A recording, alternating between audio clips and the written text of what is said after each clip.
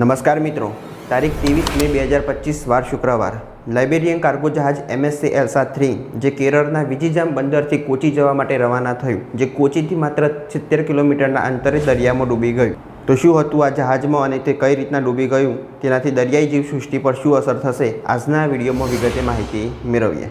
23 મેના રોજ નીકળેલ આ જહાજમાં એક રશિયન કેપ્ટન, એક યુક્રેનિયન, 2 જોર્જિયન અને 20 ફિલિપાઇન્સ લોકોનો સમાવેશ થાય છે. એમની સાથે જ આ કાર્ગો જહાજમાં કુલ 640 જેટલા કન્ટેનર હતા, જે 183 મીટર લાંબુ અને 25 મીટર પહોળું હતું, એટલે અંદાજે 2 ફૂટબોલના મેદાનના ઘેરાવા જેટલું હતું.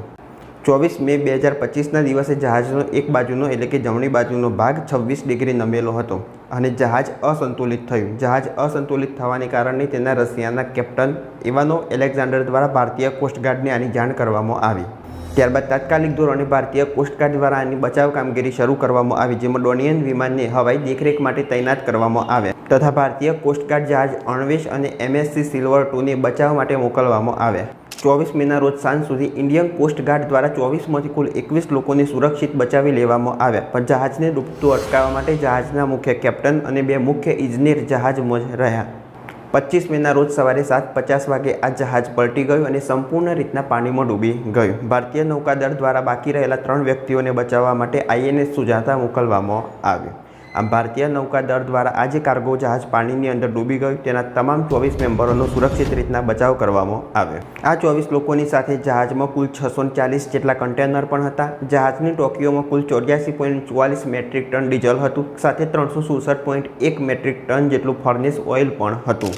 આ 640 કન્ટેનરમાં વિવિધ રસાયણો અને ઓઇલ હતું, જેમાંના 13 કન્ટેનરમાં ખતરનાક રસાયણો હતા, જેમાં કયા રસાયણો હતા એનો કોઈ નિશ્ચિતપણે ઉલ્લેખ કરવામાં આવેલો નથી, પણ બાકીના જે 12 કન્ટેનર હતા એમાં કેલ્શિયમ કાર્બાઇડ હતું.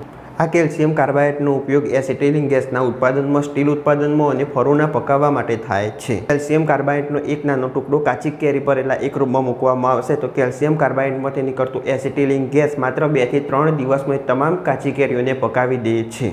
પણ જો આ કેલ્શિયમ હાઇડ્રોક્સાઇડને પાણી સાથે ભેળવવામાં આવશે તો તેમાંથી એસિટિલિન ગેસ અને કેલ્શિયમ હાઇડ્રોક્સાઇડ ઉત્પન્ન થાય છે. આ એસિટિલિન ગેસ એ ખૂબ જ જ્વલનશીલ હોય છે. પાણી સાથે આને મિશ્ર કરવામાં આવશે તો આ એક સમયે વિસ્ફોટ પણ કરી શકે, જે ગરમીને કારણે પણ આગ પકડી શકે છે, જેથી દરિયામાં વિસ્ફોટ પણ થઈ શકે. કેલ્શિયમ હાઇડ્રોક્સાઇડ પાણીની pHમાં વધારો કરે છે, જે દરિયાઈ જીવસૃષ્ટિ માટે ખતરનાક સાબિત થઈ શકે છે. 640 કન્ટેનરો ભરેલું આ જહાજ જ્યારે કેરળના દરિયા કિનારે ડૂબ્યું ત્યારે કેટલાક કન્ટેનરો દરિયા કિનારે પહોંચેલા છે, જેમાંથી કેટલાક કન્ટેનર અલ્લાપુઝમ, કોલ્લમ અને એર્નાકુલમ અને તિરુવનંતપુરમના દરિયા કિનારે સુધી પહોંચેલા છે. તેથી સાવચેતીના ભાગરૂપે કેરળ આપત્તિ વ્યવસ્થાપન મંડળ દ્વારા કેરળના જે દરિયા કિનારાના ભાગો છે ત્યાં આગળ કટોકટી જાહેર કરી દેવામાં આવેલી છે. આની સાથે જ જહાજમાં 84.44 મેટ્રિક ટન જેટલું ડીઝલ હતું, જેનો ઉપયોગ જહાજને ચલાવવા માટે થાય છે. આ ડીઝલ અત્યારે પાણીની સપાટી ઉપર છે, જે પાણી પર પાતળું સ્તર બનાવે છે, જે સૂર્યપ્રકાશ અને ઓક્સિજનને પાણીમાં જતો અટકાવે છે, જે દરિયાઈ જીવસૃષ્ટિ માટે ખૂબ જ ખતરનાક સાબિત થઈ શકે છે.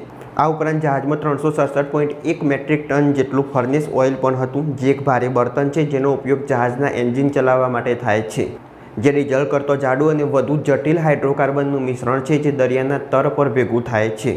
આ દુર્ઘટનામાં વિવિધ રસાયણો અને ઓઇલ તે દરિયાના પાણીમાં મિશ્ર થવાથી દરિયાઈ જીવસૃષ્ટિને ઘણી અસર થઈ શકે છે. આ દુર્ઘટના બનવાથી વિવિધ રસાયણો અને ઓઇલની દરિયાઈ પાણી સાથે મિશ્ર થવાથી દરિયાઈ જીવસૃષ્ટિને ભારે નુકસાન થવાનો સંભવિત ખતરો રહે છે. આ જે કાર્ગો જહાજ હતું MSC એલ્સા 3, જેનું નિર્માણ 1997માં થયેલું હતું, જેનું સંચાલન MSC દ્વારા કરવામાં આવે છે, જે વિશ્વની સૌથી મોટી કન્ટેનર શિપિંગ કંપની છે, જે સ્વિટ્ઝરલેન્ડના જેનીવામાં સ્થિત છે. જહાજ નમવા પાછળનું કારણ હજુ સુધી જાણવા મળ્યું નથી, પણ ભારે પવન, મોજા અને લોડિંગ સમસ્યા હોવાનું કારણ બહાર આવેલું છે. તો આજના વિડીયોમાં આપણે માહિતી મેળવી કેરળના દરિયા કિનારે MSC એલ્સા 3 નામનું કાર્ગો જહાજ હમણાં તાજેતરમાં ડૂબી ગયું, જેમાં કેટલાક ભારે રસાયણો અને ઓઇલ હતું. આનાથી દરિયાઈ જીવસૃષ્ટિને પણ ભારે અસર થઈ શકે છે અને કેરળ સરકાર દ્વારા દરિયાઈ સીમા પર એલર્ટ જારી કરવામાં આવેલું છે તેના વિશે. જો આ વિડીયો ગમ્યો હોય તો લાઈક કરો, શેર કરો, ચેનલ સબસ્ક્રાઈબ કરો.